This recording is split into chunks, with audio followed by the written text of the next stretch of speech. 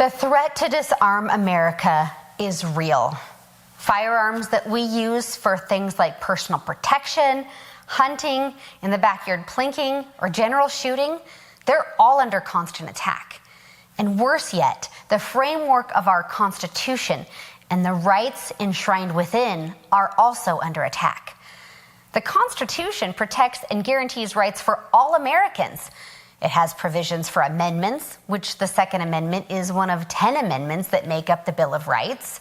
It states, a well-regulated militia being necessary to the security of a free state, the right of the people to keep and bear arms shall not be infringed.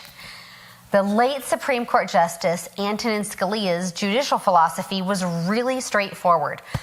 A judge must apply the law as it is written, not as one wishes it were, which is what the old saying means, that we have a government of laws and not of men. And that is why the appointment of constitutionally based Supreme Court justices and other federal judges is such a critical topic for the Bill of Rights and for the Second Amendment, but most importantly for our country. Thanks to President Trump and organizations like the National Rifle Association, the Supreme Court and the lower federal courts have evolved positively over the last 2 decades. But more work remains, and gun owners, hunters, and really anybody who values their liberty should be engaged. It's important to remember for everyone that elections have consequences, and it's up to gun owners like you and I, millions of people like us, to get out and vote to make sure that our rights remain not only for this generation, but for future generations. Some people argue that the Second Amendment is no longer relevant in today's society, but I would absolutely argue that our right to keep and bear arms as guaranteed by the Constitution is as relevant today as it has ever been in history. And let me say this, firearms are relevant for our personal protection, for the sheer joy of shooting sports, and also for our environment. And today, I want to share with you the truth about how guns relate to conservation.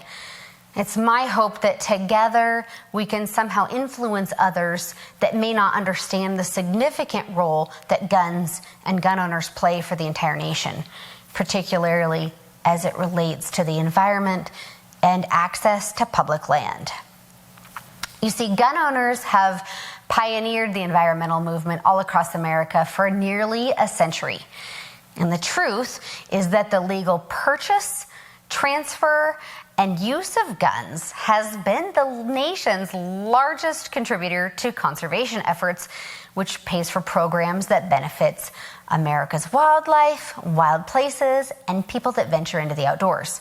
So whether you own a gun or not, if you get out, explore, and enjoy our public lands, if you go to public parks, you enjoy hiking, then you're directly benefiting from the vast efforts that have been funded through the sale of guns. Now, this is a reality that has long been ignored in the debate of gun ownership. Lawful gun ownership must be protected and maintained as enshrined in the Constitution.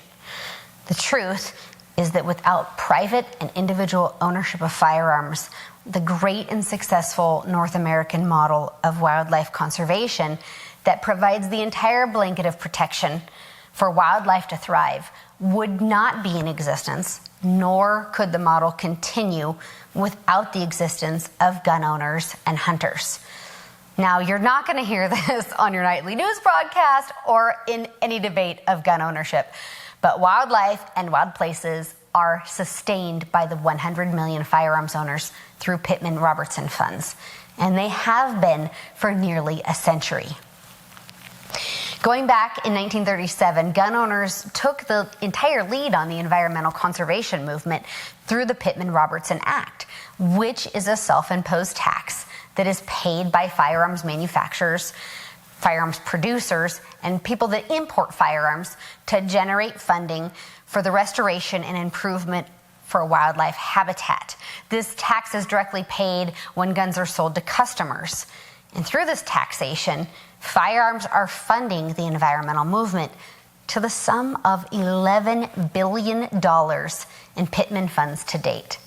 And that's not all. Think about this. Hunting, license, and tag sales attribute to 75% of statewide conservation budgets. Now, these are important points to offer as an opening to talk to people that don't understand the truth about guns as they relate to conservation. That without the Second Amendment, there is no conservation. And there are really no statistics that could ever quantify the value of what gun owners do. The most significant accomplishment is that we provide opportunities for wildlife and wild places to thrive.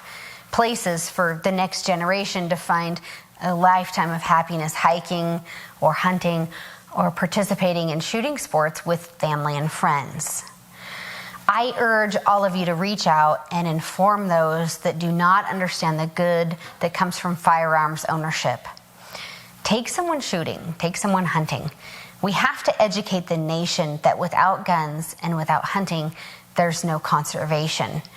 But we have to be the ones that inform our communities, we have to be the ones that inform our country, and we have to be the ones that inform the world that gun owners are truly the leaders in the environmental conservation movement for both wildlife and wild places all across America. But most importantly, I want to ask you all to get out and vote. Be an educated voter and take a few friends to the polls.